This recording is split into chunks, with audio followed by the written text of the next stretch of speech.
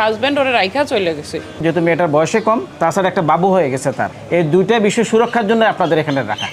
আমার এতটুকু আস্থা এবং বিশ্বাস আছে যে আপনাদের এই জায়গায় সেই ভালো মতো থাকতে পারবে। আমি নারী কনস্টেবল খাদিজা, সাভার থানাতে ও নিজে আর কি রাতে আসছে, গাবতলী না কই ওই দিক থেকে সাভার থানায় নিজে আসছে, ওরা কেউ নিয়ে আসে নাই। তো যখন ঠিকানা জিজ্ঞেস করতেছি অনেক কিছুই জিজ্ঞেস করছি, কিন্তু কিছুই বলতে পারতেছে না। যতটুকু বলছে যে ওর হাজব্যান্ড ওরে রাইখা চলে গেছে।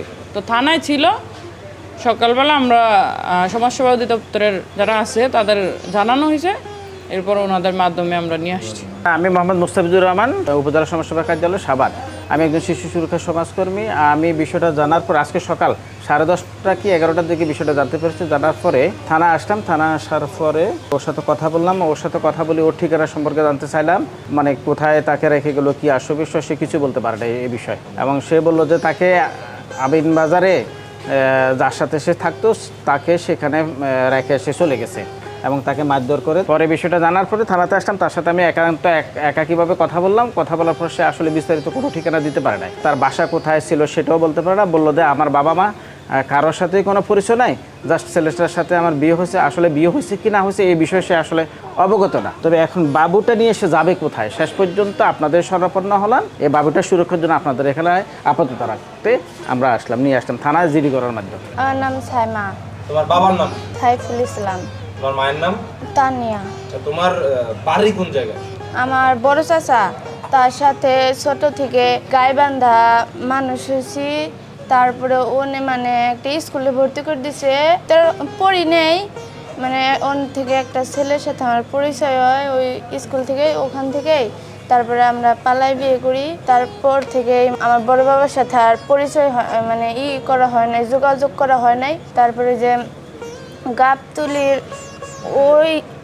ওই দিক দিয়ে মানে ভাড়া ছিলাম, মানে ভাড়া সে দিতে পারতো না, কোনো কাজকাম করতো না, দিতে পারতো না। আমার বড় বাবার আমার যা গয়নাঘাটে দিছিল তা বিক্রি করে মানে সে খাইতো। তারপরে বাড়ি ভাড়া দিত। তারপর 2 মাস ধরে বাড়ি ভাড়া দিতে পারে না দেখে এই যে কালকে বের করে দিছে।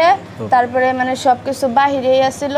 তখন তার আমি কইছি যে হয়েছে আপনার বাবা মার সাথে আমার দেখা করান, তারপরে আপনার বাড়ি কে কে আছে তাদের সাথে আমার কথা বলান। এটি বলতাম দেখে আমার মানে অনেক অত্যাচার করতো, বলতো যে তোর এত কিছু জানার দরকার কি, তারপরে তোর এত কিছু জানার দরকার নাই, আমি কি কতটি তোরে ছেড়ে চলে যাম নাকি, এগুলো বলতো।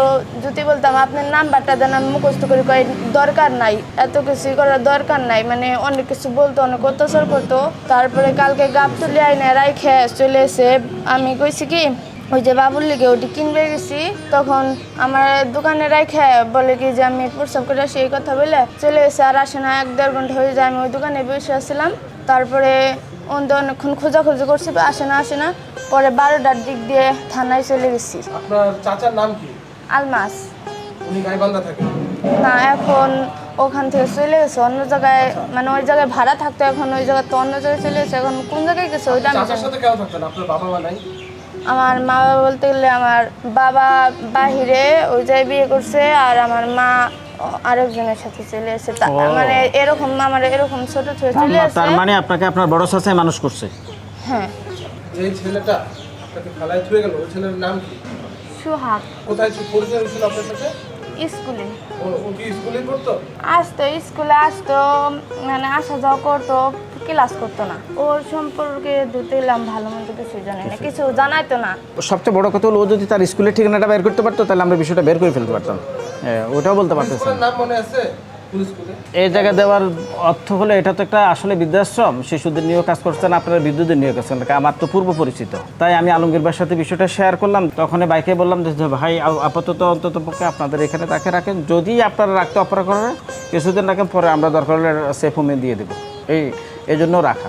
আর ওকে নিয়ে উদ্দেশ্য হলো আপনাদের কাছে আমার অনুরোধ হলো ওর প্রতি একটু টেক কেয়ার করবেন, যেহেতু মেয়েটার বয়সে কম, তাছাড়া একটা বাবু হয়ে গেছে তার, এই দুইটা বিষয় সুরক্ষার জন্য আপনাদের এখানে রাখা।